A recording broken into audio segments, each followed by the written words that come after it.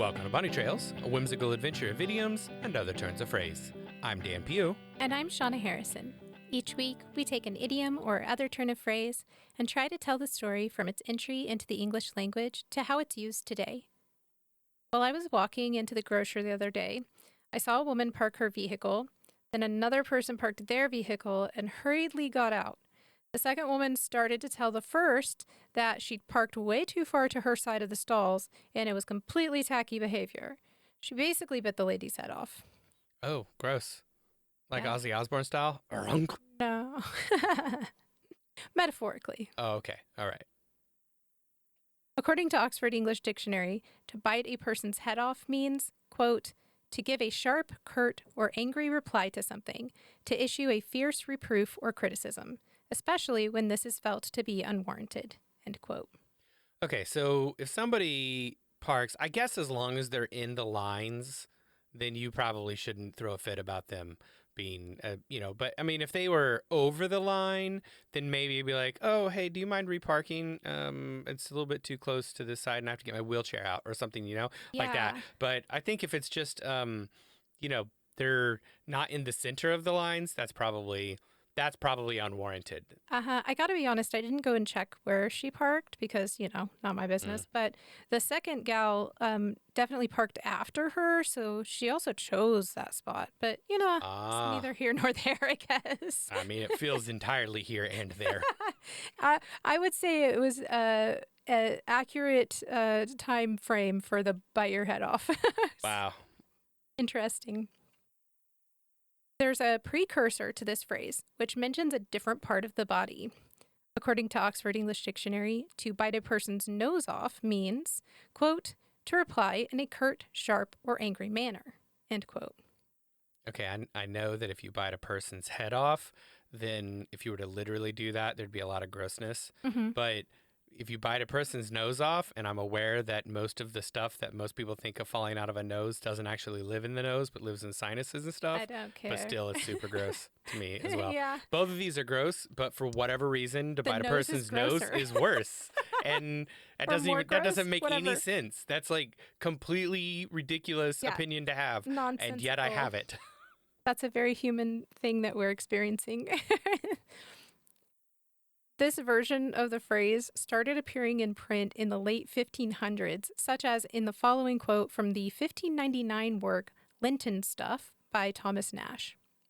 Quote, she was a shrewish, snappish bawd that would bite off a man's nose with an answer, end quote.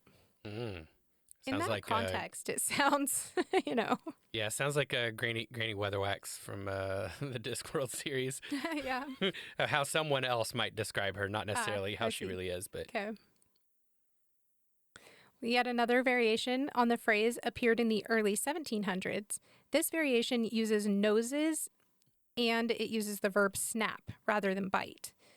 The example we're going to look at comes from The Busybody, a Comedy by Susanna Centliver, published in 1709. Quote, Miss Patch alone, did not you tell me you had contrived a way to bring Isabinda to the park? Patch, oh, madam, your ladyship, can't imagine what a wretched disappointment we have met with. Just as I had fetched a suit of my clothes for a disguise, comes my old master to his closet, which is right against her chamber door. This struck us into a terrible fright. At length I put on a grave face and asked him if he was at leisure for his chocolate, in hopes to draw him out of his hole. But he snapped my nose off. No, I shall be busy here this 2 hours, at which my poor mistress, seeing no way of escape, ordered me to wait on your ladyship with the sad relation. End quote. Aw. They were going to sneak away to the park. Yeah, good for them, maybe? If they're of age and consenting, it's fine. These variations carry the same general meaning as biting someone's head off. Nose and snap have been used, but the primary phrase settled on bite and head. This common version showed up around the same time as snap entered the scene, the early 1700s. For our first example of this version, let's take a look at the 1708 work, The Life of Guzman d'Alfarache, or The Spanish Rogue, by Mateo Aleman and John Savage. Quote, Other matters of this kind are understood admirably well by these gentlemen with these little bands, who will not fail to bite your head off if you have anything to do with them. End quote. The piece was warning about disrupting individuals who are playing cards and involved in betting. Ah, yeah. Don't mess with their cards. Well, just In general. yeah, that's fair. I found another example from the early 1700s in John Jackson's A New Translation of Aesop's Fables, adorned with cuts suited to the fables. This particular work puts the fables into plain and popular language of the day, including some more creative and less appropriate language. We'll take a closer look at this work in our behind the scenes, which is available to all of our patrons every Friday at patreon.com/bunnytrailspod. Our next example is from a play called The Will, a Comedy by Frederick Reynolds, found in the Reynolds Plays, published in 1797. Quote, "Oh, I was sure this would be the case. What shall I do? I've a great mind to take courage, to summon up all my resolution and go boldly within 10 yards of him." She advances. Howard turns and frowns at her. She is frightened and stops. He turns his back again, and she goes nearer to him. "Lord, he takes it very quietly. I'll go closer. So, I dare say if I were to touch him, he would bite my head off." End quote. So she ends up talking to him, and they have a decent conversation there. It's fine, but she just had to approach him gently. I know people like that. Yeah. I've been people like that. Up next, we have The Love Match by Henry Cocteau, published in 1847. Here's an excerpt. Quote, "You don't care a bit about my feelings," sobbed Mary. "You wrong me, Mary, but come, let us say no more about it. I don't like to be spoken to as if you was going to bite my head off, and another thing is, I won't put up with it." End quote. It's very funny. He won't put up with it. He says, I don't like it, and I don't like it, and I won't allow it. So one thing to note here is that the character who shows some evidence of biting someone's head off is not objectively stronger in the scene. This isn't the first time this occurs in print, but it does help to highlight the idiomatic nature of the phrase. Mary's power is in her verbal interactions and not her strength otherwise. Yeah, that makes sense. We find our next item in the June 1st, 1918 edition of Goodwin's Weekly, a thinking paper for thinking people, out of Salt Lake City, Utah. This comes from the story A Red Sunset by Bertha Helen Crabb. In the story, young people are at a mingle of sorts where there's dancing and general hanging out happening. Here's the excerpt. Quote, "The boy was sick of her. He drew away as far as the seat would permit. She immediately moved nearer. He frowned out of the window across the aisle. She leaned over in front of him and chattered up into his averted face. Suddenly, he turned and glared at her, his little blue eyes savage, his lips snarling. Her light laughter broke off, suspended in midair. Her face stiffened. The small chin grew sharp. 'Why didn't you bite my head off?' she snapped." End quote. I won't give her behavior a name, but I will say I'm not a fan. I don't like it. Yeah, I mean, obviously I don't have the full context here, but if he turned suddenly and snapped at her, then perhaps he could have used his words to communicate before biting the head off. Mm-hmm. Yeah. Now we're going to look at the serial story Forbidden Valley by Byron Mowry.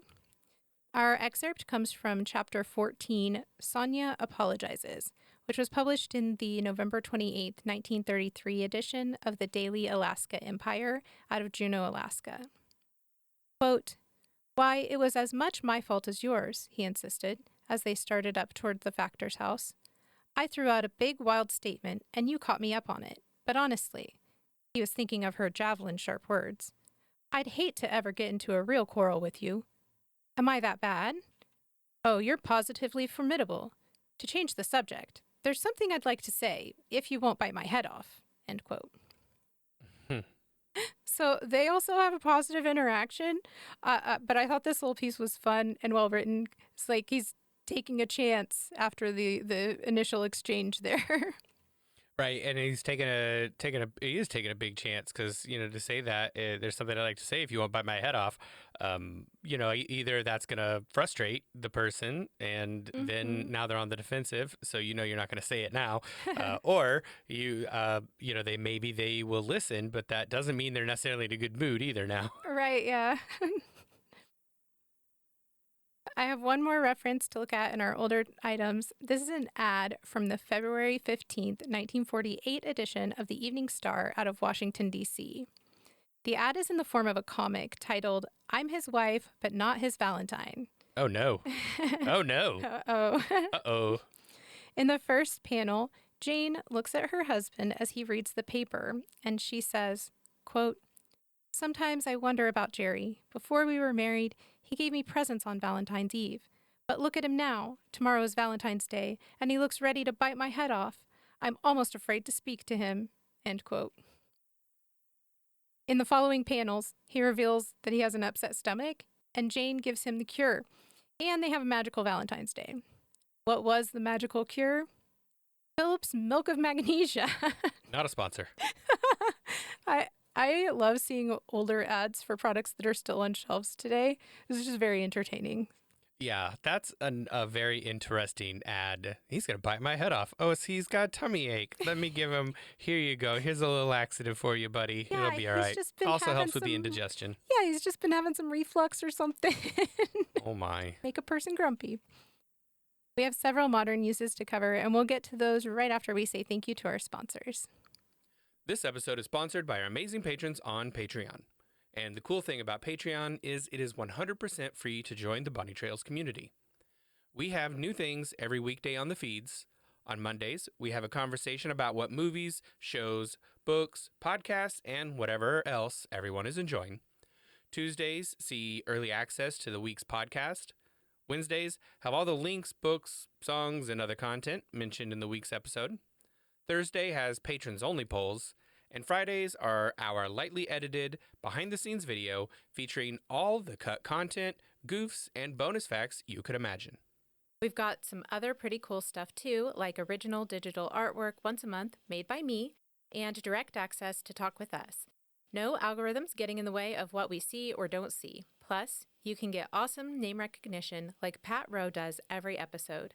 And our top spot is currently occupied by the amazing Mary Halsig Lopez. You can join the Bunny Trails community for free at Bunny Trails Pod on Patreon. That's patreon.com/bunnytrailspod.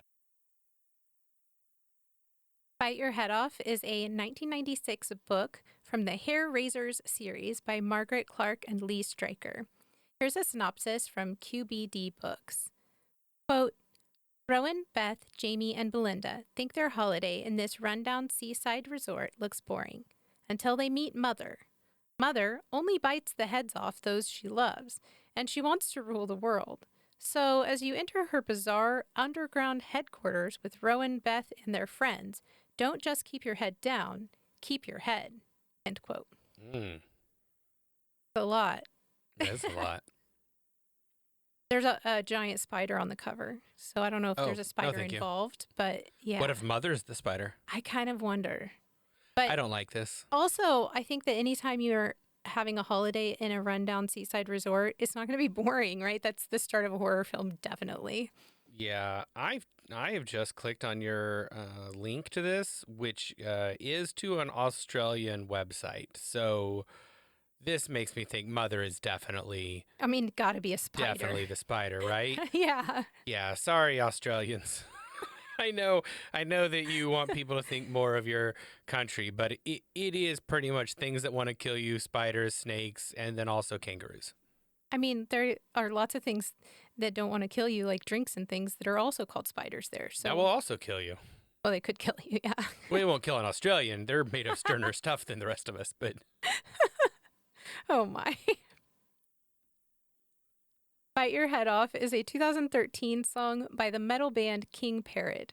The group is a sort of mix of modern grindcore, crossover thrash, and hardcore. This song is from their debut album, Bite Your Head Off. Here's the opening stanza. Quote, I'll bite your head off if you come too close to the stage. I'll bite your head off if you don't like what I got to say. I'll bite your head off. I like to scream saying something absurd. I'll bite your head off if you think that we sound like a turd. I'll bite your head off. End quote. The words, moderately funny, but I imagine if they're in like some sort of a grindcore crossover thrash and hardcore mix, like whatever, I don't even know what that is. I assume it's just a bunch of yelling and heavy electric guitars in the background. Yeah, I mean, yeah, there's a lot of yelling. And Also, a lot of black clothes and dark lighting and. I don't know, I suppose. All right, all right. Bite My Head Off is a 2023 song by the Rolling Stones featuring Paul McCartney. The first verse starts, quote, "Why you bite my head off? Why you bite my head off? Why you get so pissed off? Why you bite my head off now? Why you bite my head off? Actin' such a jerk off. Why you have to mouth off? I got the world to worry about." End quote. That sounds like a Rolling Stones song. Good British lyrics. It's so good but it's Paul McCartney. Well, yeah, I mean, some of there. the beat it seems like was Paul McCartney. Yeah, It was written the guitar piece. by the Stones, and he's up there with them performing. Yeah, he's also British. I don't know if you're aware. Oh yeah, fair. He is very British. But anyway, this song is fun. I really enjoyed it. Bite Today's Head Off is an art print by illustrator Natalie Kovacs on the Red Caboose. The Red Caboose is a regional artisan center dedicated to providing opportunities to Appalachian creatives. The illustration shows a praying mantis, a leaf, and the phrase, "Bite today's head off." The artist shares, quote, "Challenge the day and seize the head. This is a 5x7 art print of my original Bite Today's Head Off illustration." End quote. I think biting a head off means something different for praying mantises. Praying manti? Praying mantisae? Praying mantises? I think is it just mantis? Praying's mantis. No, I think mantis is plural, kind of like deer and deer, you know? Wait, so it's just one praying manti? No. They're all praying mantis. It's mantis and mantis. Mantis is, I have no idea. It's praying mantises all the way down. Yeah, sure. Okay. Let's go with that. Praying mantises. Praying mantises. Oh, dear. I also found a mug on Etsy, and this is a Maxine coffee mug, and it's a like Hallmark style greeting card from the Krabby Lady. And that's, I don't know if you know who Maxine is, but she's like a blue-haired old lady in comic strips. And she's always grumpy. Yeah, she's always grouchy. She's mostly in like greeting cards. Yeah. Greeting cards mostly, sure. Hallmark, you know. So the mug has a picture of her on it, and then it says, quote, "Don't worry if I bite your head off, I'll spit it out." End quote. She's like, "I'll bite your head off and you will taste bad, so I will spit you out." So grumpy and mean. She is grumpy in a mean-spirited sort of way. Yeah.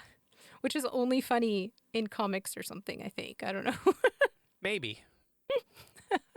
I'm not sure if it's even and only funny. to a limited degree there. Yeah. I'm not sure it's even funny there. Fair. But everyone has different styles of humor, so. Bite My Head Off is a t-shirt available from Life is Good. The shirt features a depiction of a chocolate bunny with the text, quote, "You don't have to bite my head off." End quote.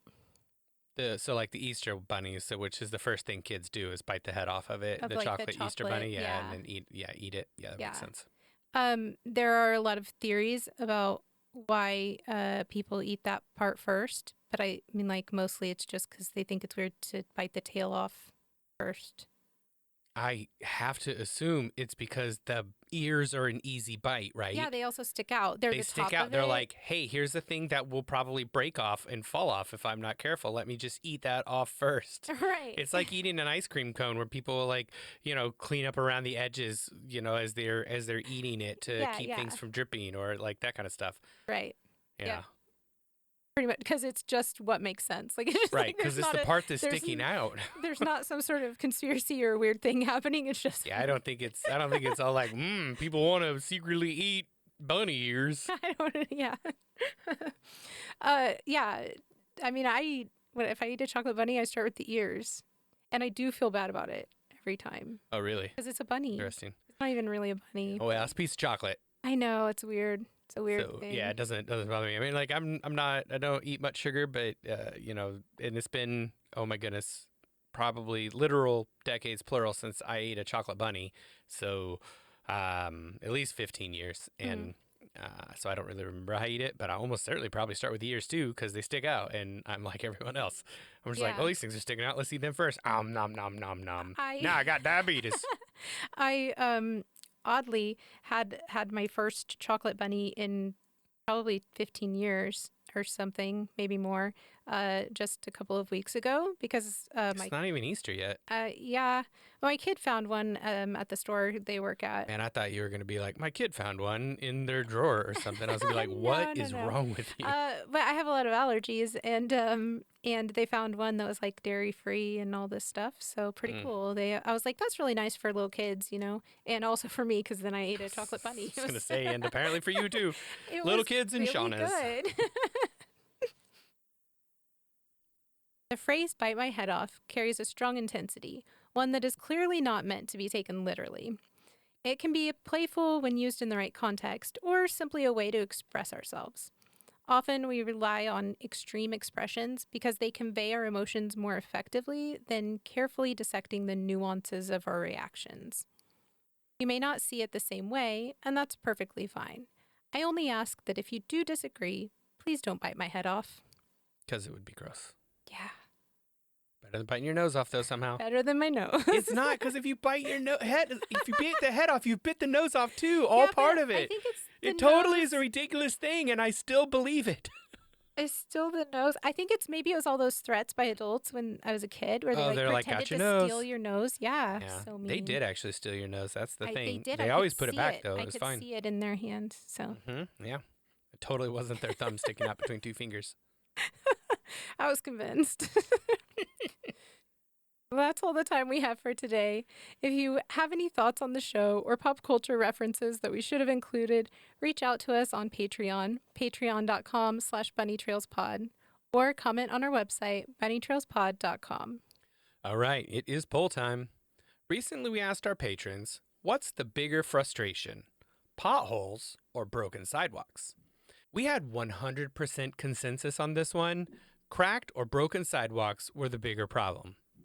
Heather says, quote, since I've started using a walker or cane, I notice so many more uneven and broken sidewalks, including my own front yard, but I'm working toward an eventual fix on that, end quote. There you go. Cheryl sends this sentiment, quote, I use a walker, so cracked sidewalks can be a menace, end quote. I agree on the sidewalks. Unless the potholes have turned into large craters, they are sometimes annoying, but mostly inconsequential. Unless you're on a bike, maybe. However, an uneven sidewalk can be more problematic, even if the unevenness seems minimal. Yeah, broken sidewalks are always a bigger issue for me. I don't ride a motorcycle, so they're not something that's going to, just buck me off of that. So, and I don't really drive that fast, so the pothole's probably not going to cause any problems there.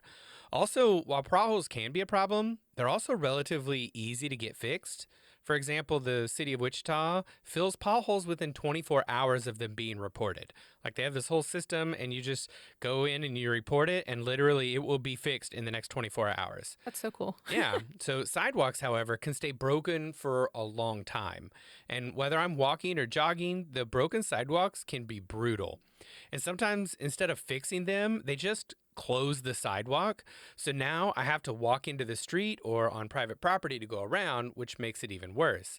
So that means broken sidewalks are not only inconvenient, but they're also unsafe, and they're devastating to the mobility of those who use assistive devices to get around. So I think overall, while potholes are an inconvenience, broken sidewalks are a much bigger issue, and they don't get the attention that they really need to be getting. Yeah. Well, as a reminder, our silly polls mean absolutely nothing and are not scientifically valid, and patrons of all levels, including our free tiers, can take part. Head over to patreon.com/bunnytrailspod to take this week's poll. Thanks for joining us. We'll talk to you again next week. Until then, remember, words belong to their users.